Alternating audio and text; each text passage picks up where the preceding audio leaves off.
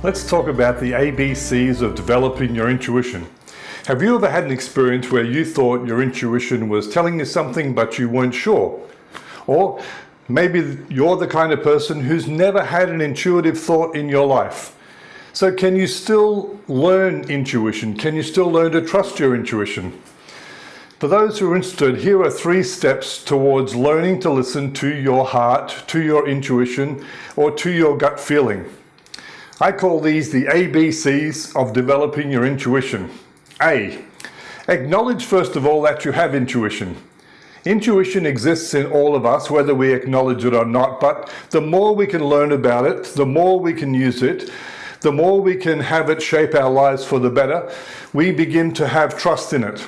The fact is, the human brain has 2 operating systems. The first is slow to respond, it's more analytical, and it's more deliberate, and it's conscious. The second is quick, instinctual, and effortless. This is where our intuition lies. It all happens offline, outside our conscious awareness. Have you ever watched one of those game shows and the person doesn't have the answer and then they say, I've got no idea, but then some people seem to switch on their intuition and they go with that gut feeling. At that moment, their intuition seems to know everything. And as one of my young daughters used to say to me all the time, I know all. But beyond all reasoning, they seem to know all and they get the answer right. The second is believe. Believe you can do it. Believe in your intuition. Intuition takes a little bit of training. It's like a muscle that you've never used. You have to begin to get it operating. When I was 14, I learnt to play the guitar. It was a major learning curve. And I had these bruises on the ends of my fingers while I had to grow these calluses so that my fingers had the strength and the callus was strong enough to hold down the guitar strings. It's like that with anything. You have to work at it. You have to keep on practicing. It takes time, but if you will keep on practicing, then you'll get better. With your intuition, the more you use it, the better it will become.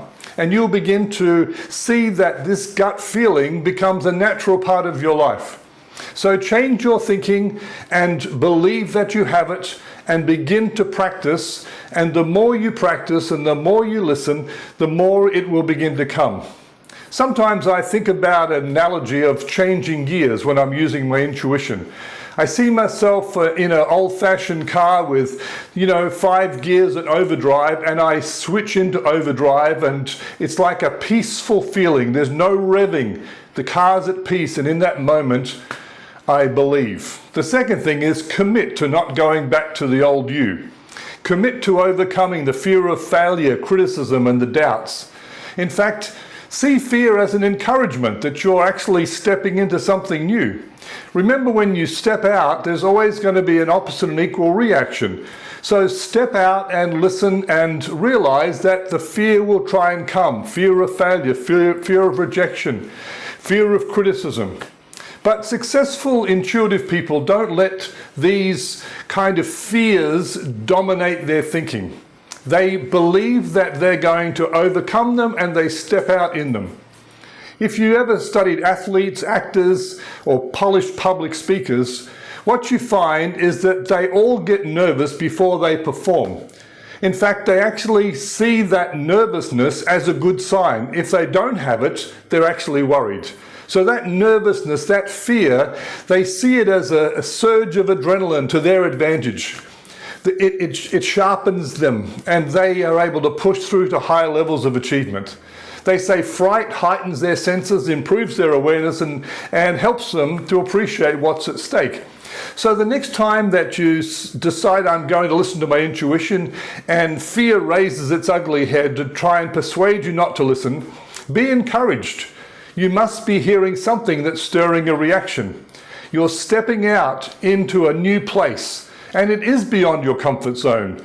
You're going out on a limb. But if you've ever climbed up a tree and gone out to get some fruit on a branch, what you find is the fruit doesn't stay by the big safe trunk. The fruit's always out on the tiny little branches. It's out on the limbs. So if you're going to find the fruit of intuition, you're going to have to step out on a limb, and you're going to have to take a little risk, and you're going to have to feel a bit uncomfortable, but that's all a part of getting your intuition working. So step out, accept you have intuition, believe that you can hear it, and commit to this new you, the you who is an intuitive person.